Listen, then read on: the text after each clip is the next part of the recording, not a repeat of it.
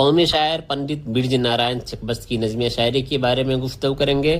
خصوصیات کے اعتبار سے چکبست کی شاعری قومی حب الوطنی افنی لحاظ سے کافی اہم ہے۔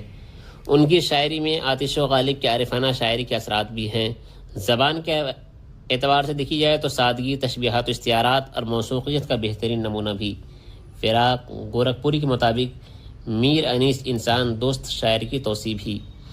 چکبست نے 1894 عیسوی میں پہلی نظم حب قومی لکھا۔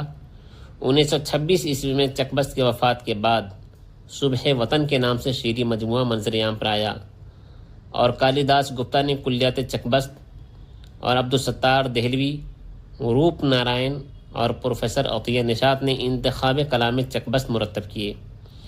چکبست کی اہم مشہور نظموں میں خاک ہند، پھول مالا، آواز قوم، برق اصلاح، جلوہ معرفت، مرقع عبرت، رامائن کا ایک سین، ہمارا وطن، درد دل، کرشن کنہیا، وطن کا راگ، کشمیر اور جلوہ حسن وغیرہ کافی مشہور ہیں۔ یہ تمام چیزیں امتحانی نقطۂ نظر سے کافی اہم ہیں، ذہن نشین کر لیں۔